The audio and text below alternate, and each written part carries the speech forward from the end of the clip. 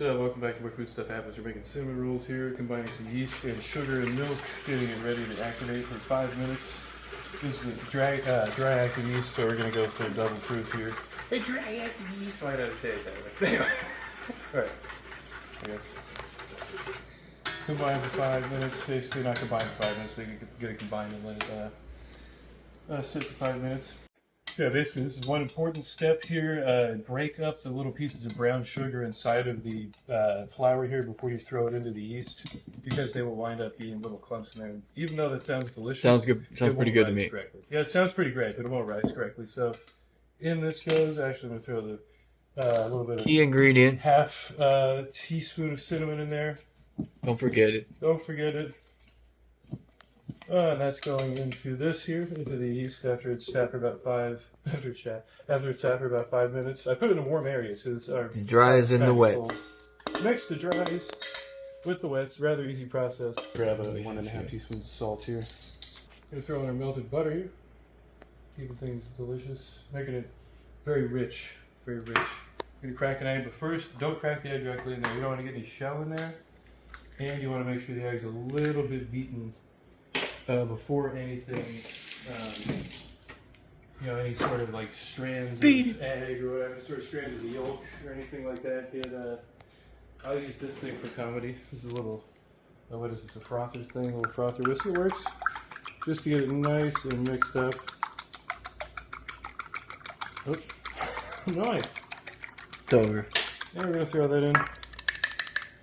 And this is going to mix on this, in this mixing bowl here with the paddle attachment for about 10 minutes. I'm going to start just combining it right now. About a few minutes in here, you can see it's really, really, really sticky and not really coming together yet. The glutens haven't formed. So we want this tacky but not really sticking in your fingers. Like you basically touch it but nothing comes off. So pretty much what you want. Once you get everything mixed, switch to a hook attachment and it's going to basically knead it together into a nice glutinous mass, or you can just start with the hook if you want, not scrape anything off the paddle. So basically, and after it's done. Yeah. Look at it. Basically, after 10 minutes, we have we have a tacky, but it doesn't stick to the fingers. Like you can get that little adherence. I mean, you grab it, like yeah. Here, look. If I take it, it pulls back off my thumb. It goes back on. It comes off my thumb. Yeah, just kind of lubing it up for the dough here. Just get it all in there. Yeah, there we go. Perfect. Make sure it's spread. And I don't think it's going to stick. It should be nice. And then you take your dough, get your hook all cleaned off. It's going to be real doughy. You should be able to grab it really fast without anything sticking in your fingers. So that's basically time. Don't just like squeeze the shit out of it and be like, oh wow, it's stuck to my hand. I need to mix it for 5 hours. God, this idiot on the internet. Teach me stupid cinnamon roll recipes. Punch the dough, like get mad at it, See, basically I come out with a mostly not filthy hand, fucking filthy hand, Fuck it, it's fine. Let's see what we got here. Mix it so the dough just sticks to every goddamn thing.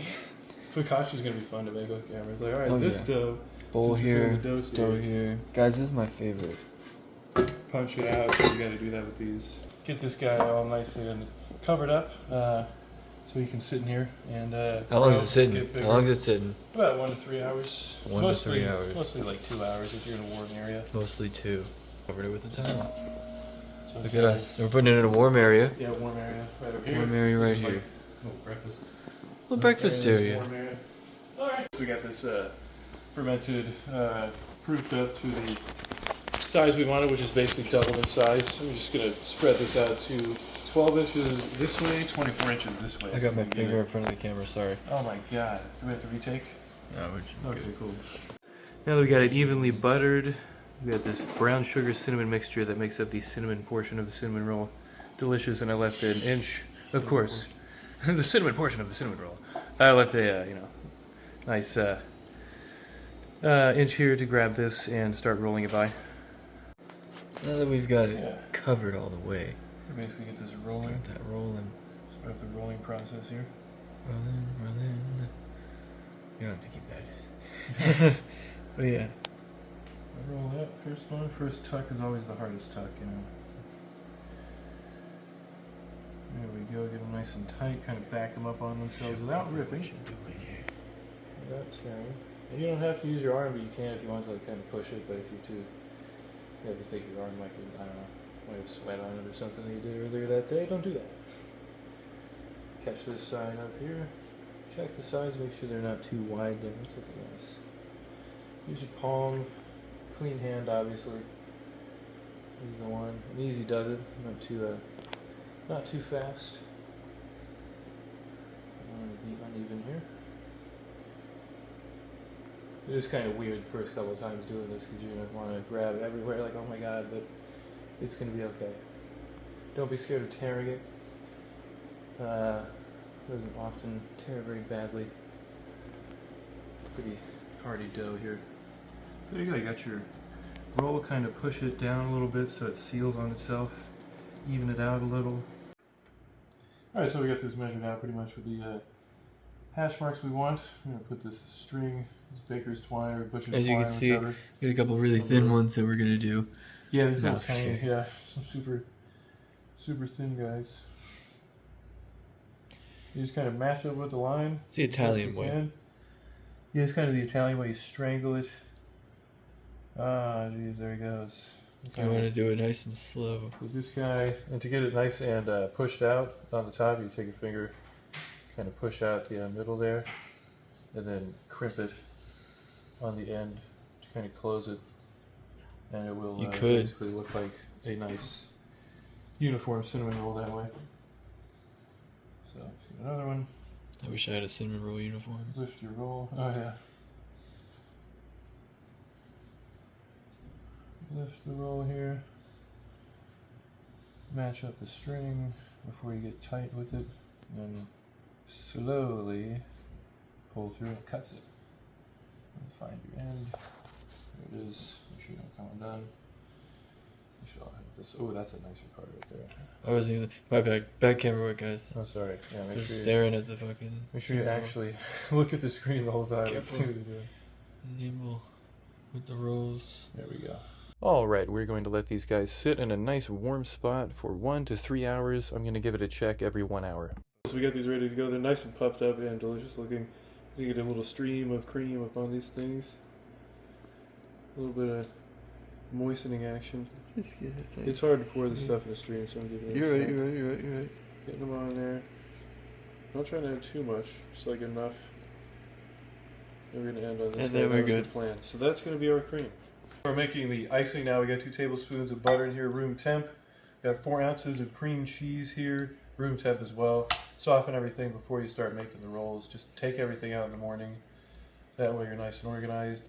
Mise en place. And then we also have a couple tablespoons of milk here because basically you can use that to thin it out a little bit if it's not creamy enough, it's not icingy enough. We're going to pour this in here. Powdered sugar, 2 cups. Alright. Combine.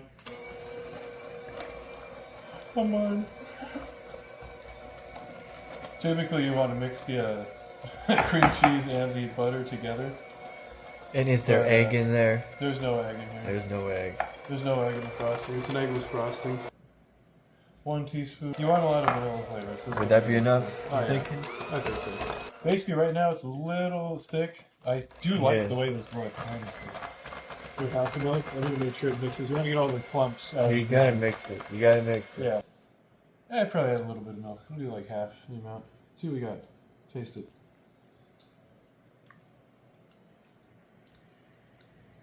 A little bit of grain in there. Yeah, I'm going to keep on mixing. Maybe add a little Maybe bit. milk. A little bit of milk. Not too much. That's about a teaspoon probably. So much milk. Yeah, there we go. That's I've seen so much milk, actually. I'll take so much milk. Oh, that's not half bad. Anyway, yeah, I'm going to combine this. Gotta combine it all Get it together. nice and good. Mix it on up. You don't want any chalkiness. You don't want any graininess. Yeah, no graininess from the powdered sugar. What we got?